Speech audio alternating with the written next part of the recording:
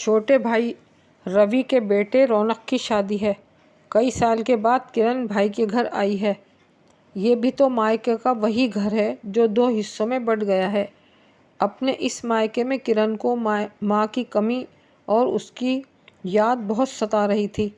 लगभग 10 साल पहले ही हार्ट अटैक से माँ सबसे दूर चली गई थी। तब बुआ ने कहा था, बिट्टो अब तो तेरा मायके से रिश्ता ही टूट गया। सच ही कहा था उन्होंने। माँ के रहते ही मायका होता है। उसके बड़े भैया और भाभी अपनी दुनिया में मगन रहे। किरण को दोनों में से किसी ने भी किसी तीज त्यौहार में नहीं बुलाया। पिता जब तक जिंदा थे खुद ही बेटी के ससुराल जाते और मिलकर आ जाते। माँ के जाने के बाद 4 साल बाद वो भी इस दुनिया से विदा हो गए। अपने ससुराल में बेटी चाहे कितनी ही खुश क्यों ना हो, लेकिन माँ बाप की ममता की छाँव में उसका बचपन खिल उठता है। यहाँ के हर गली चौराहे से, अपने घर के आंगन की दीवारों से एक अंदरूनी और एक अलग ही लगाव होता है।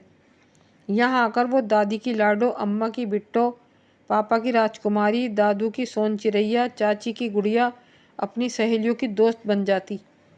यहाँ आकर तो वो ससुराल की रिश्तों की जिम्मेदारी से ही आज़ाद होकर खुली हवा में सांस ले पाती थी। बिना रोक टोक के खिलखिलाकर अपने बचपन की सखियों के साथ हंस पाती थी। ससुराल में तो मान मर्यादाओं का आंचल सिर पर ओढ़े, गर्दन झुकाए, पल में बहू, पल में चाची, पल में भाभी, पल में मम्मी के रिश्तों में सिमटी कठपुतली की तरह डोलती फिरती। किरण के बड़े भाई भाभी की बेटी की शादी में वो अपनी सास की बीमारी की वजह से नहीं आ पाई थी।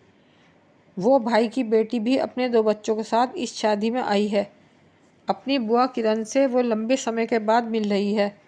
शादी का फंक्शन ख़त्म होने के बाद बड़े भाई की बेटी अपनी बुआ से बड़े प्यार से बोली, बुआ चलो हमारे साथ अपने बड़े भाई के घर कुछ दिन रह लो, मेरे बच्चे भी आपसे कुछ सीख लेंगे।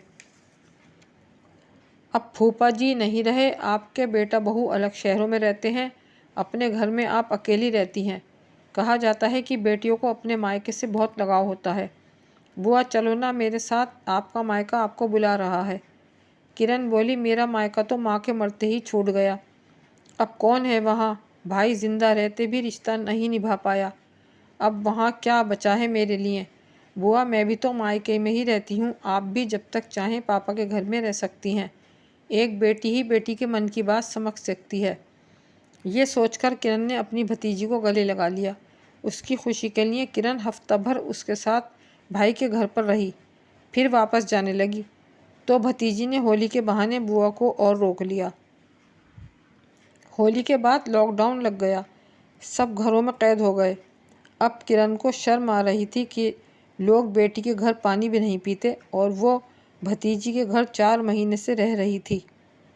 लॉकडाउन के बाद भतीजी के पति पूरे इज्जत के साथ त्यौहार देकर बुआ को उनके शहर पहुंचाकर आए और लौटते वक्त यह कह गए, बुआ मुझे दामाद नहीं अपना तीसरा बेटा ही समझना, जब ज़रूरत हो बुला लेना, जब दिल चाहे मायके आ जाना।